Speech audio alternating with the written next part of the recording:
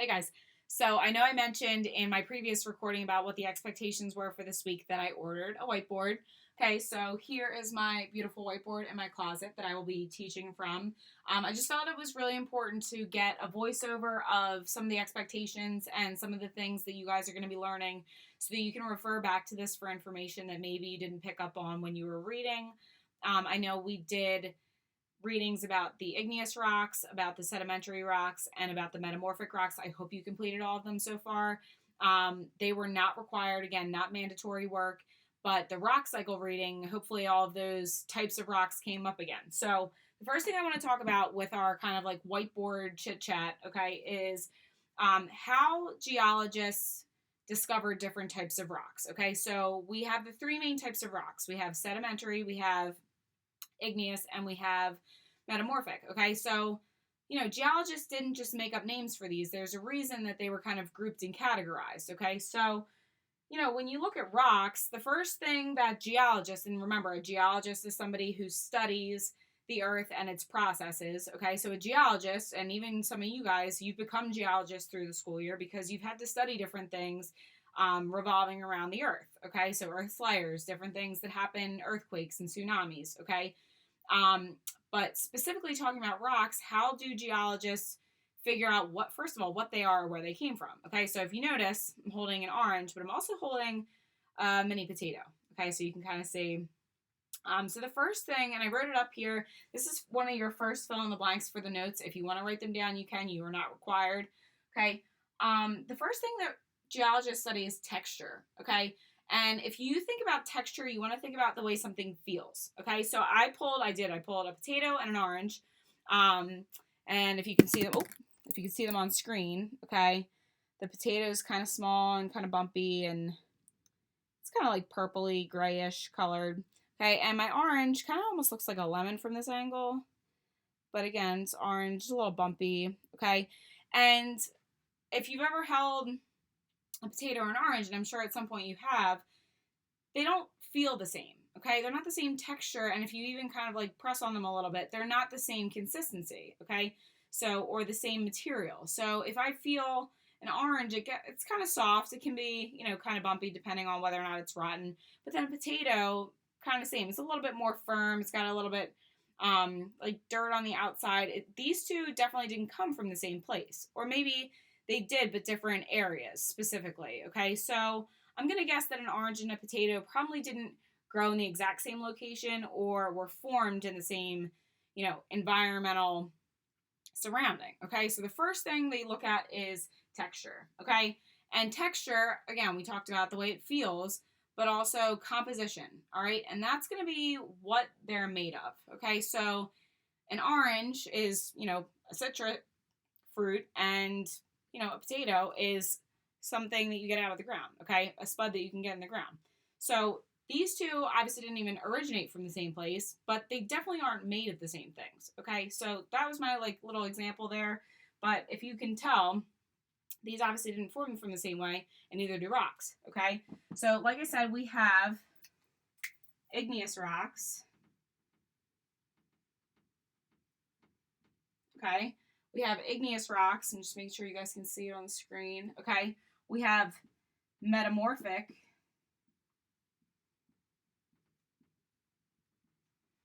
Okay, and then we have sedimentary.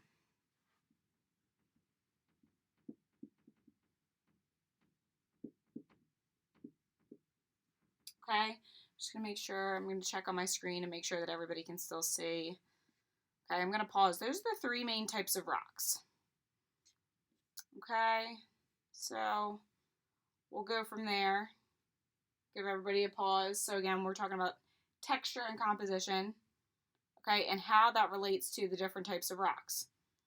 Okay, so let's talk about how these different types of rocks form. Because like I said, I have a couple of really, really pretty rock kits at school that have different types of rocks. And again, some are formed the same way, but they look kind of different. Okay, but let's talk about how they form and why they have the different textures. Okay, so the first one I'm going to move to the side. Okay, igneous rocks form from magma and lava. Okay, remember magma is under the ground, and then when the lava comes out, okay, when magma and lava harden, okay? So we have when magma and lava harden. Okay, so that, you already know that magma and lava are kind of hot, so they go through those different processes of, the heat and change, but these at some point were underground. So I'm also going to include that. They were underground. Okay, and probably wouldn't be found in your backyard, okay, because none of us live near a volcano. That being said, if you think about different types of rocks, an igneous rock's probably not going to be found in Upper Darby or Drexel Hill or Clifton Heights or anywhere in our district, probably. Okay, it's just not likely that that would happen and that they would be found from magma or lava. Now, obviously, if you visit a museum or something like that, you could bring those keepsakes back with you, okay? So we're going to go from igneous, okay, to metamorphic. Now, if you've ever seen a Transformers movie, it's not always the same thing, but if you think of that word morph, okay, and I always think of maybe I'm a little old school, but I think of Power Rangers where they morph, okay, that morph piece means change. Okay, so I mentioned, a little bit more recent. If you think of Transformers, they're morphing from a car into this huge robot that does a lot of damage, okay? Morph means to change, okay? Well, how does a rock change from magma and lava and change into something else? Well, that change means that it has to undergo some process, okay? So that process would be heat, okay? So maybe if it was, not that you would put a rock, in the oven or something, but it would take a lot more heat than that to melt a rock or to change its composition, okay? So remember, composition is what it's made of. If we have heat applied to a rock, that could change the way it looks, okay? That could melt it down, that could break off pieces, that could create an entirely new rock, okay? So heat is definitely one thing, okay? So how hot something is making the rock, okay? Or it could also be the pressure, okay? So when we think about pressure, we think about maybe kind of like smushing something down or something being consumed by a lot in a small space, okay? So if you think about a rock undergoing heat and pressure, that's definitely going to change it, and it's morphing, okay? So heat or pressure is going to cause a metamorphic rock to form, okay? So I'm trying to think of a better example. I guess if you think about ice, okay? So ice obviously is a solid, but then if you think about the different forms of water and the water cycle and how it changes the ice, then, it's going from a solid to a liquid. Depending on how much heat or pressure it's given, it could also become a gas, okay? So if I just leave an ice cube out on the counter, it's going to just, liquidate into water, right back into water, okay? I didn't add a whole lot of heat, but the heat would be room temperature, okay? Now, let's say I take a hammer to an ice cube, okay? That would change the pressure, and I might have ice chips then, but that would definitely speed up my process of having it morph, okay? So it's kind of a bad example, but that's probably the easiest one that you guys could probably see if you do choose to even like heat an ice cube up in your hands. It would definitely morph or become a different form of what it is, okay? Now, again, an ice cube's not a rock, but still, okay? And the last one we have, after heat and pressure, and again, no specific order here to the rock cycle, we have sedimentary rocks. So I'm also going to underline that prefix or piece to it about sediments. Okay, so sediment are smaller rocks. Okay, not necessarily pebbles, but if you've ever seen pieces of rock kind of chip off, or if you've ever seen some boulders driving along the highway, you guys can have seen chunks and pieces fall off. The smaller rocks are the sediments, okay? So smaller rocks are sediments, okay? So sedimentary rocks take a really long time to form. Some are stronger than others, some are weaker than others, okay? So when those little dots, and I'm going to represent these as my sediments, they almost look like freckles, okay?